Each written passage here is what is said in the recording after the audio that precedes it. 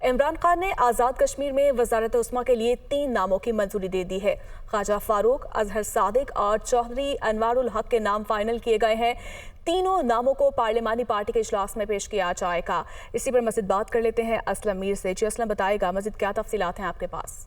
देखिए, ये फैसला जो है 2 दिन कबल जो जमान पाक में इजलास हुआ था, जिसकी सदारत जो है पाकिस्तान के साबिक वज़ीर आज़म इमरान खान ने की थी, और वहाँ ये फैसला किया गया था। लेकिन इस फैसले को बाज़ाब्ता तौर पे साबिक जो वफाकी वज़ीर दिफा परवेज खटक और साबिक स्पीकर कौमी असम्बली असद कैसर, वो ये नाम तीनों लेके आज कल मुजफ्फराबाद पहुंचे और आज इनको जो है पार्लियामेंट पार्टी का जो गैर रस्मी सा इजलास हुआ है उसमें इनको पेश किया गया है। लेकिन शाम को जो है तमाम अरकान जो है पाकिस्तान तहरीक इंसाफ आज़ाद कश्मीर के जो कानून साज असम्बली के हैं वो इजलास में शरीक होंगे और वहाँ पे इन तीनों नामों पे डिबेट होगी और उसके बाद जो है इसमें से एक नाम सेलेक्ट किया जाएगा, फाइनल किया जाएगा।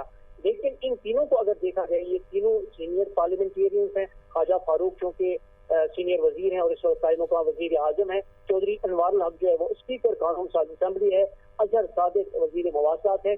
तीनों का एक नाम है और आज़ाद कश्मीर की इस वक्त जो कानून साज असम्बली है उसमें इन तीनों को संजीदा अरकान असम्बली में शुमार किया जाता है और इल्मी शख्सियात हैं। और तीसरा ये है कि ये पार्टी के साथ जुड़े हुए हैं शुरू दिन से ही। दूसरी जानिब इत्तलात आ रही हैं पाकिस्तान तहरीक इंसाफ के अंदर से कि चौधरी ये साबिक वजीर आजम और साबिक सदर पाकिस्तान तहरीक इंसाफ तनवीर इलियास और उनके साथ कुछ और लोग जो हैं वो इन नामों पर इत्तेफाक नहीं कर रहे हैं। लेकिन हम तक जो ये बात पहुंची है, ज़राए ने कहा है कि उनको भी जो है कायल किया जा रहा है कि वो भी पार्लिमानी पार्टी के इजलास में शामिल हो और इन 3 नामों में से एक को चुनकर जो है कायदा ऐवान के तौर पे पेश किया जाए। और इस ठीक है, कायल करने की कोशिश की जा रही है। असलम मीर, बहुत शुक्रिया आपका।